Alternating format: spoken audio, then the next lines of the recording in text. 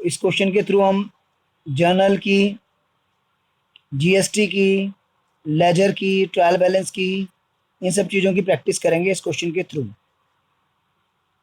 Laser वाले chapter का question है। इस क्वेश्चन में आपको गिवन है एसेट्स और लायबिलिटीज, ऊपर गिवन है आपको 1 अप्रैल 19 को। कैपिटल नहीं गिवन है, वो हम एसेट माइनस लायबिलिटी से बैलेंसिंग फिगर में निकाल लेंगे। तो सबसे पहले हम ओपनिंग जर्नल एंट्री बनाएंगे। ओपनिंग जर्नल एंट्री में हम लोग जो हमें 1 अप्रैल को एसेट्स गिवन है उनको डेबिट में लिख देंगे और लायबिलिटीज को क्रेडिट में लिख देंगे, और कैपिटल भी क्रेडिट होती है और वो बैलेंसिंग फिगर में हमारी निकल जाएगी। तो कैश हमें गिवन है 50,000, हमने डेबिट कर दिया। स्टॉक हमें गिवन है 30,000, हमने डेबिट कर दिया क्योंकि एसेट्स डेबिट होती हैं। राम 50,000 है और हमें गिवन है डेटर है। तो डेटर वो होता है जिसको हमने गुड्स बेचे हैं और जिससे पैसा लेना है, तो ये भी हमारे लिए एसेट है क्योंकि हमने लेना है, हमारा हक है। जहाँ पे हमारा हक होगा वहाँ पे एसेट, और जहाँ जिम्मेवारी होगी वहाँ लायबिलिटी। मशीनरी है, ये भी हमारी एसेट है, ये सब डेबिट हो गई। राजेश है क्रेडिटर, जिससे गुड्स खरीदे हैं, पैसा देना होता है, वो क्रेडिटर होता है। तो यहाँ पर देना है, जिम्मेवारी है, लायबिलिटी है, और लायबिलिटी का ओपनिंग बैलेंस क्रेडिट होता है। एसेट्स का ओपनिंग बैलेंस डेबिट होता है, लायबिलिटीज और कैपिटल का ओपनिंग बैलेंस क्रेडिट होता है। सिर्फ एसेट्स का ही ओपनिंग बैलेंस डेबिट होता है। चलिए कैपिटल निकाल लेते हैं दोनों को लेस करके। 80 एंड 50 130 और 60 190, 190 में से अगर 30 गया तो 160। तो बैलेंसिंग फिगर में कैपिटल निकाल ली मैंने। तो capital equals to asset minus liability से मैंने निकाली है।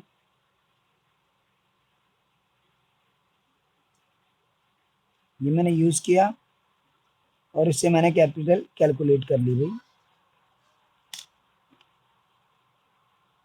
तो जो बैलेंसेस होते हैं वो सिर्फ asset, liability, capital, reserve, provision के ही होते हैं।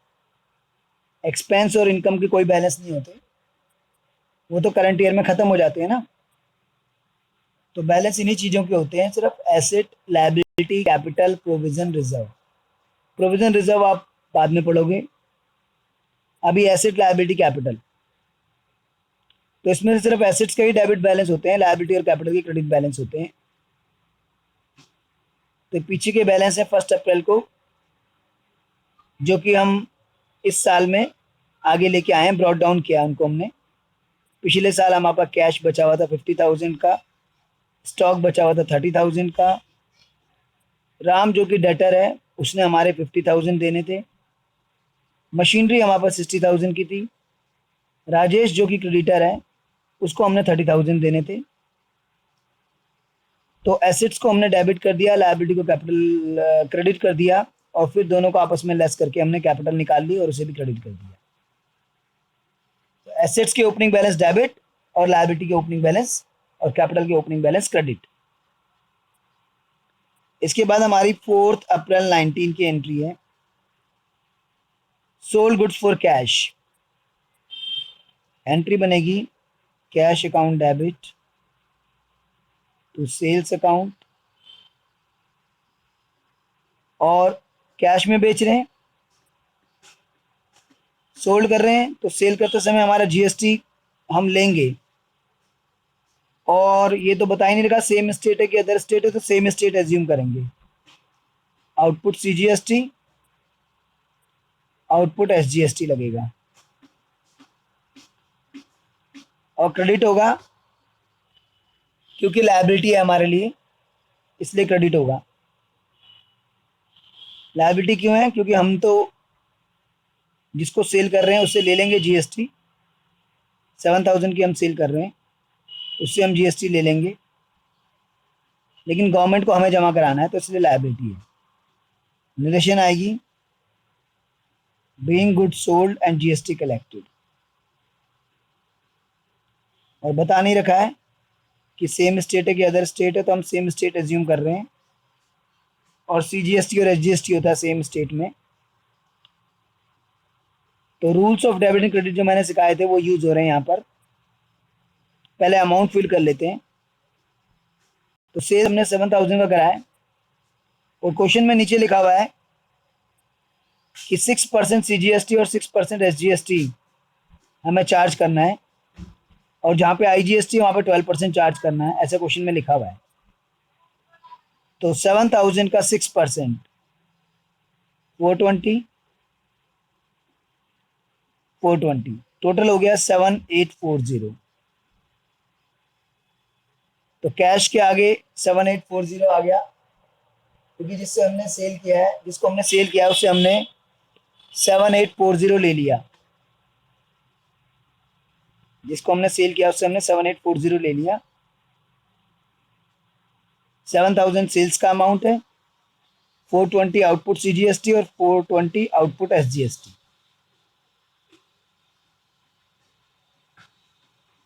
कैश एसेट है और एसेट का रूल है इंक्रीज होती है तो डेबिट।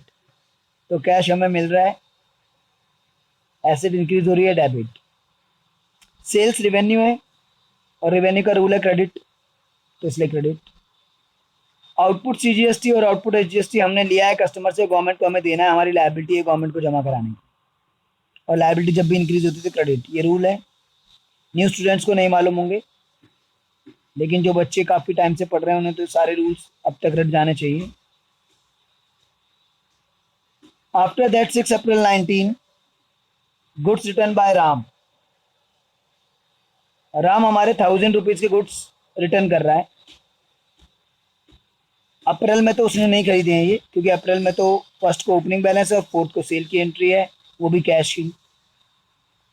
पिछले महीने खरीदे होंगे, क्योंकि राम हमारा डेटर भी है। देखो ओपनिंग बैलेंस में 50,000 उसने हमारे देने हैं, तो गुड्स खरीदे होंगे उसने हमसे पिछले साल। तो राम हमारे 1,000 रुपीज़ के गुड्स वापस कर रहा है।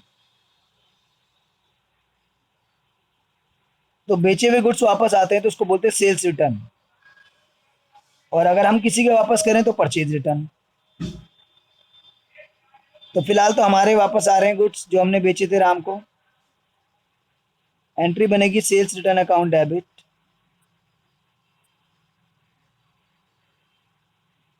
Ram's account 1,000, sales return account debit to Ram's account. Reason अभी बता देता हूँ। अच्छा, इसमें GST भी तो हमने चार्ज किया होगा जब सेल किया होगा, तो वो GST भी रिवर्स होगा। राम हमारे गुड्स वापस कर रहा है और राम दिल्ली का है, लिखा हुआ है goods return by Ram Delhi. और जो हम बुक्स बना रहे हैं वो अशोक की बना रहे हैं, वो भी दिल्ली का ही है, दोनों सेम दिल्ली दिल्ली। तो CGST और SGST हमने लगाया होगा पहले ही, तो वो भी रिवर्स करेंगे।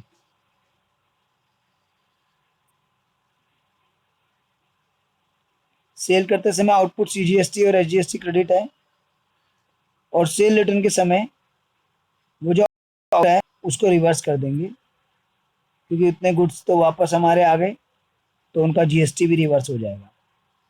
1,000 का 6% होता है 60 और टोटल आ जाएगा 1120।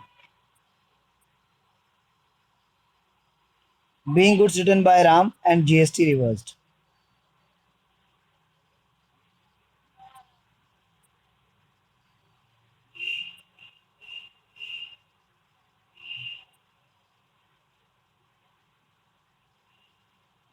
राम वापस कर रहा है और GST हम उसका रिवर्स कर रहे हैं भाई। तो रीजन देख लीजिए, सेल्स रेवेन्यू है, क्रेडिट होता है, ये सेल्स रिटर्न है, तो इसलिए ये डेबिट हो जाएगा। सेल्स रेवेन्यू है वो क्रेडिट होता है, और ये उसका अपोजिट है। जब सेल्स क्रेडिट है तो सेल्स रिटर्न तो डेबिट होगा ही भाई। राम हमारे गुड्स वापस कर रहा है, उसने हमारे पहले 50,000 देने थे, अब वो 1120 कम देगा, क्योंकि 1120 तो रिटर्न आ गया ना, GST भी रिवर्स हुआ है ना। तो डेटर कम हो रहा है, एसेट कम हो रही है, एसेट कम होती है तो क्रेडिट। और सीजीएसटी और एसजीएसटी जो थे, जो कि पहले हमने क्रेडिट किए थे, गवर्नमेंट को जमा कराने थे हमने उससे लेकर, लेकिन अब तो गुड्स ही थोड़े वापस कर दिए उसने, तो उतना जीएसटी भी हमने रिवर्स कर दिया, क्योंकि गवर्नमेंट को हम उतना जमा नहीं कराएंगे, क्योंकि हमने वापस कर दिया उसको। तो सेल करते समय आउटपुट सीजीएसटी एसजीएसटी क्रेडिट है, तो रिटर्न के टाइम वो रिवर्स हो जाएगा डेबिट। तो आउटपुट सीजीएसटी एसजीएसटी सेल के टाइम क्रेडिट और सेल रिटर्न के टाइम रिवर्स हो गई। ठीक है भाई। ऐसी इनपुट सीजीएसटी एसजीएसटी परचेज के टाइम डेबिट होती है और रिटर्न के टाइम फिर उसको रिवर्स कर देते हैं, वो भी करेंगे हम लोग। अब आगे 10 अप्रैल पे, 10 अप्रैल 19, purchase goods from Rajesh. Rajesh से हम गुड्स परचेज कर रहे हैं, जयपुर का है वो, राजस्थान। लिस्ट प्राइस 10,000 है, लिस्ट प्राइस आप कह सकते हैं एमआरपी एक तरह से, लेकिन हम परचेज कर रहे हैं 9,000 में, यानी 1,000 रुपीज का उसने हमें डिस्काउंट दिया है। तो मैंने आपको बता रखा है डिस्काउंट दो तरह के होते हैं, ट्रेड डिस्काउंट, कैश डिस्काउंट। यहां पर है ट्रेड डिस्काउंट। ट्रेड डिस्काउंट को एंट्री में नहीं दिखाते हैं, सीधा ही रफ में लेस कर देते हैं। तो 10,000 लिस्ट प्राइस है, 9,000 में हम परचेज कर रहे हैं, तो हम 9,000 की ही एंट्री दिखाएंगे। ट्रेड डिस्काउंट तो हमने रफ में ही लेस कर दिया। राजेश से परचेज कर रहे हैं हम, एंट्री होगी परचेज अकाउंट डेबिट। परचेज कर रहे हैं तो जीएसटी हमें पे करना पड़ेगा, और अदर स्टेट है यहाँ पर, क्योंकि वो जयपुर का है और हम दिल्ली के हैं, तो आईजीएसटी टू राजेश, क्योंकि राजेश से हम परचेज कर रहे हैं। 9,000 है, 9,000 का 12% कितना होगा, 1080। ये हो गया 10,080 टोटल, बीइंग गुड्स परचेज्ड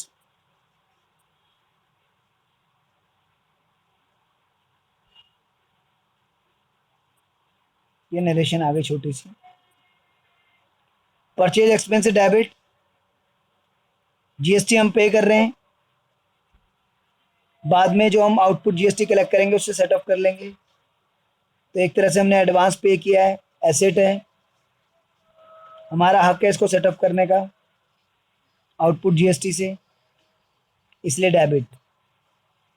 और राजेश से हम परचेज कर रहे हैं, तो राजेश को हमें पैसे देने पड़ेंगे, लायबिलिटी बढ़ रही है, और लायबिलिटी बढ़ती है तो क्रेडिट। तो 10,000 लिस्ट प्राइस था, 9,000 में हमने परचेज किया था, 1,000 रुपीज का ट्रेड डिस्काउंट था। ट्रेड डिस्काउंट, कैश डिस्काउंट सुन लीजिए। ट्रेड डिस्काउंट तो ये जैसे आया ही था, ट्रेड को बढ़ाने के लिए हम देते हैं। अगर हम पार्टी को ट्रेड डिस्काउंट नहीं देंगे तो पार्टी दूसरी तरफ भी जा सकती है, तो हमारी सेल हो जाए, इसके लिए हम जो डिस्काउंट देते हैं, ट्रेड को बढ़ाने के लिए जो डिस्काउंट देते हैं वो ट्रेड डिस्काउंट है।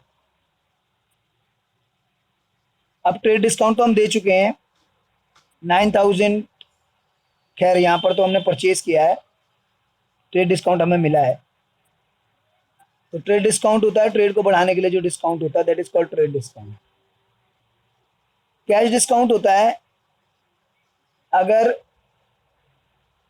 हमें डेटर जल्दी पेमेंट कर दे तो उसको हम डिस्काउंट देते हैं, that is called cash discount.